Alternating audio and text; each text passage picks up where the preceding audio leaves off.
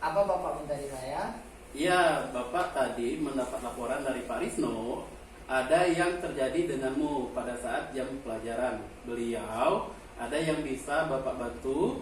Ya Pak, saat pelajarannya tadi saya izin keluar ke toilet, tetapi saya ke kantin, kemudian saya ketahuan oleh Pak Risno dan saya diomelin beliau. Suryo, apakah kamu tahu makan di kantin pada saat jam pelajaran adalah sebuah kesalahan? Ya Pak, saya tahu. Bapak juga pernah melakukan kesalahan seperti itu waktu sekolah dulu. Jadi, mari kita selesaikan masalah ini bersama-sama. Baik Pak. Mengapa kamu makan di kantin pada saat jam belajar tadi? Ya Pak, karena saya sangat lapar sekali Pak.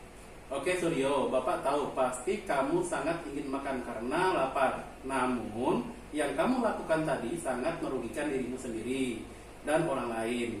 Ya Pak, saya tahu. Nah, mari kita bicarakan tentang keyakinan kelas yang sudah kita buat. Suryo, tahu keyakinan kelas yang belum kamu lakukan? Tahu Pak, kita harus jujur dan fokus pada saat belajar. Benar. Apakah dengan makan di kantin saat jam belajar yang sudah kamu lakukan tadi merupakan keyakinan kelas? Maaf Pak, bukan. Nah, Suryo, dengan melakukan tindakan makan di kantin pada saat jam belajar, kamu dapat memenuhi keinginanmu. Tapi, kamu bisa mendapatkan keinginanmu dengan cara lain agar kamu lebih fokus pada pembelajaran dan bersikap jujur. Menurutmu, bagaimana caranya? Menurut saya bisa makan di kantin pada saat jam istirahat. Nah, selain itu, Selain itu, saya bisa sarapan di rumah sebelum berangkat sekolah. ya betul sekali Suryo. Pasti itu akan lebih menyenangkan dan tidak merugikan dirimu dan orang lain. Jadi, mari kita sepakat bersikap baik, tidak berbohong, disiplin dan fokus pada pembelajaran dengan tidak makan di kantin pada saat jam belajar. Baik Pak, saya berjanji akan berbuat. Kenalkan, nama saya Leonardo Suryo, saya siswa kelas 11F. Perasaan saya ketika Pak Apri melakukan kegiatan restitusi, saya merasa senang karena beliau memberikan kesempatan kepada saya untuk mengungkapkan alasan saya melakukan kesalahan dan tidak membuat saya tertekan. Kemudian mencari solusi bersama dan membangun motivasi agar kedepannya saya lebih baik lagi dan tidak mengulangi kesalahan yang saya lakukan dulu. Sekian dari saya, terima kasih. Selamat pagi Pak Pri. Selamat pagi Ferry, silakan duduk. Ferry, tahu tidak mengapa saya memanggil kamu? Tahu Pak, karena saya datang terlambat. Nah, menurut kamu apakah datang terlambat merupakan sebuah kesalahan? Ya Pak, itu adalah kesalahan.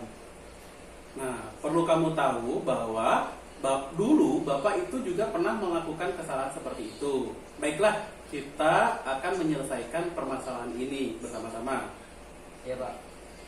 Kamu pasti punya alasan mengapa kamu datang terlambat ke sekolah. Ya Pak, tadi malam saya bergadang nonton Piala Dunia karena saya suka nonton sepak bola. Apa orang tuamu tidak marah kamu bergadang? Tidak Pak.